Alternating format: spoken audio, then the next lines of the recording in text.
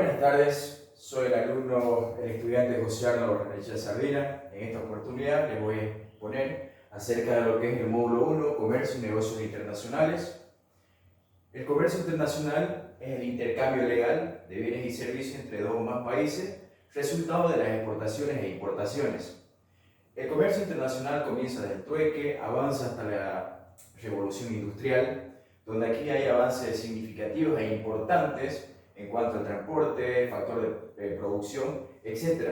Y al pasar el tiempo llegamos a la globalización, a lo que es la interconexión mundial entre países. Y es por eso que a lo largo de la historia se han creado diferentes tipos de teorías que tienen que ver con lo que es el comercio internacional. Por ejemplo, en el año 1776 se creó la teoría de la ventaja absoluta del autor Adam Smith, donde indica que los países tienen que producir eficientemente ocupando menos insumos con el fin de obtener un producto final a un costo menor. Por ejemplo, país A produce 40 toneladas ocupando 20 hectáreas de tierra.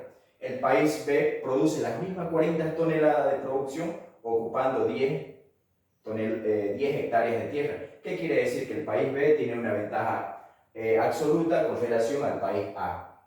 Otra de la teoría que fue planteada en el año 1817 es la teoría de la ventaja comparativa por el autor David Ricardo, donde indica que la producción tiene que darse donde el costo de oportunidad sea menor. Por ejemplo, el país A produce una unidad de vino en 6 horas, el país B produce una unidad de vinos en 5 horas. ¿Qué quiere decir? Que el país B tiene una ventaja comparativa con relación al país A en diferencias de horas.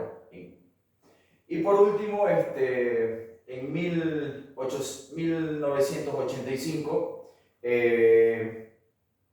Michael Porter plantea la ventaja competitiva, donde dice que la producción tiene que tener una diferenciación con relación a la competencia. Diferenciarse en cuanto a precio, calidad, etc. En cuanto a la importancia del comercio internacional, una es que nos permite incrementar la cantidad de productos, mejorar la calidad de consumo con relación a lo que produce un determinado país. Se aprovecha de manera óptima la ventaja de especialización. Cuando hablo de ventaja de especialización, hago referencia al factor productividad. Producir más bienes y servicios con relación a la posibilidad que tiene un determinado país en producir. Y se aprovecha, se difunde el aprendizaje y el proceso de innovación tecnológica. En cuanto a la causa, es que hay diferencia irregular en cuanto a los recursos productivos con relación al capital, trabajo y tierra. Hay diferencia en precios. Hago referencia o alusión a lo que es la economía en escala. Y por último es que se produce con relación a las necesidades y gustos de los consumidores. Globalización. Cuando hablamos de globalización hablamos de una integración a nivel mundial. Integración o la interdependencia que tienen entre los países del mundo en el factor político, económico, sociocultural y tecnológico a nivel mundial. Los instrumentos del comercio internacional son los siguientes: arancelarios y no arancelarios. Cuando hablo de no arancelarios hago referencia a aquellas restricciones que no netamente son impuestos, pero que sí restringen el comercio internacional, como ser certificaciones, requisitos, protocolos de etiquetado, etc. Y cuando hablo del tema arancelario hago referencia a lo que tiene que ver con los aranceles, que son tributos. Las funciones de estos aranceles son recaudatorios, restrictivos, proteccionistas. Recaudatorios porque recaudan divisas que fomentan la economía de nuestro territorio nacional. Son restrictivos porque restringen la entrada de ciertas mercancías legalmente a nuestro territorio. Y proteccionistas porque estos tienen la función de proteger la industria nacional. En cuanto a los tipos de aranceles, existe el A de valores, que consiste en se aplica un impuesto en porcentajes. El específico es aquel que se mide en unidad, por ejemplo, volumen, peso. Y el mixto es cuando se aplica un tributo o un impuesto utilizando una combinación tanto del ad valorem como el específico.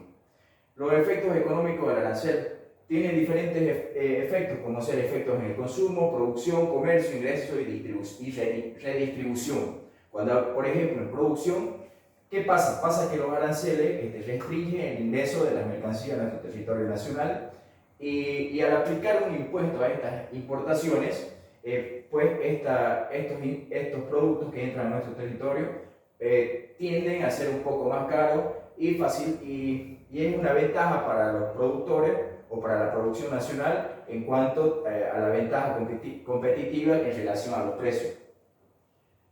El tema operativo del comercio internacional. Dentro de la operativa de comercio internacional tenemos a las exportaciones e importaciones. Cuando hablamos de exportaciones hablamos de la salida legal de mercancía de nuestro territorio nacional a un país extranjero. Y cuando hablo de importaciones hablo del ingreso legal de mercancías en nuestro territorio nacional. Los tipos de exportaciones son tres: directa, indirecta y concertada. Cuando hablo de indirecta, hablo de una exportación, de una salida legal de mercancía que no se ve o no se utiliza un intermediario. Esta puede ser ventas directas, utilizando distribuidores o subsidiarias comerciales. Dentro de las indirectas son aquellas exportaciones que sí necesitan de un intermediario, por ejemplo, un agente de exportación. Y cuando hablo de una exportación concertada, estoy hablando de una exportación agrupada. Por ejemplo, aquí está lo que es el consorcio de exportación, el PIGBAC. El PIGBAC se trata de que una empresa nacional utiliza una empresa que ya está internacionalizada en un país extranjero, y esta empresa nacional tiene como el fin de ocupar esta empresa para poder utilizar sus canales de distribución. Dentro de la clasificación de las exportaciones se clasifica en tradicionales, no tradicionales, restringidas y no restringidas. Tradicionales hago alusión a aquellas mercancías que no sufren una modificación, que no tienen un valor agregado, por ejemplo los minerales e hidrocarburos. Cuando hablo de una clasificación no tradicional, hablo de aquellas mercancías que sufren un valor agregado, tienen una modificación, etc. Cuando hablo de mercancías restringidas, hablo de aquellas que son restringidas. ¿Por qué? Porque no abarcan el mercado, no cubren el mercado local. Y cuando hablo de las no restringidas, hablo de aquellas mercancías que abarcan y cubren el mercado local, y estas son aptas para llevar a cabo una operación de exportación. Dentro de las modalidades de exportación tenemos la definitiva, la temporal para perfeccionamiento pasivo, la temporal para reimportación en el mismo estado. Cuando hablo de una exportación definitiva, hablo de la salida legal de mercancía de nuestro territorio y que no tiene vuelta hacia el país de origen. Quiere decir que va a permanecer definitivamente en el país extranjero. Cuando hablo de una exportación temporal para perfeccionamiento pasivo, hablo de la salida legal de una mercancía de nuestro territorio nacional a un país extranjero, donde esta va a permanecer temporalmente y esta va a sufrir una modificación y esta retorna al país de origen, pero a esta no se le cobra impuesto a excepción del IVA, que es el impuesto al valor agregado. Por ejemplo, aquí vemos maquinarias que salen para sufrir algún tipo de modificación y que no se puede hacerla en nuestro territorio nacional, y una vez ya hecha la modificación y cumpliendo el tiempo adecuado, esta mercancía vuelve e ingresa al territorio nacional. Es importante mencionar que cuando hablamos de perfeccionamiento pasivo, hablamos de la intervención de la mano extranjera, de la mano de obra extranjera. Exportación temporal para reimportación en el mismo estado. Hablo de la salida legal de la mercancía de nuestro territorio nacional a un país de destino, donde el cual esta va más que todo por alguna feria, exposición a nivel internacional, y esta cumple un periodo de tiempo en el país extranjero y retorna al país de origen. En cuanto a las importaciones, La modalidad de importaciones son la definitiva, temporal para perfeccionamiento activo, temporal para exportación en el mismo estado. Cuando hablamos de definitiva, hablamos del ingreso legal de una mercancía que va a permanecer ilimitadamente dentro de nuestro territorio nacional. Cuando hablo de una importación temporal para perfeccionamiento activo, hago referencia al ingreso legal de mercancía, que esta va a sufrir una modificación en nuestro territorio nacional. Es activo, ¿por qué? Porque interviene la mano de obra nacional. Va a cumplir un periodo de tiempo en el país, en nuestro territorio nacional, y cumplido el periodo o el tiempo, esta retorna a su país de origen. Cuando la importación temporal para la exportación al mismo estado son aquellas mercancías que ingresan legalmente a nuestro territorio nacional, como por ejemplo una feria de exposición internacional. Integración económica.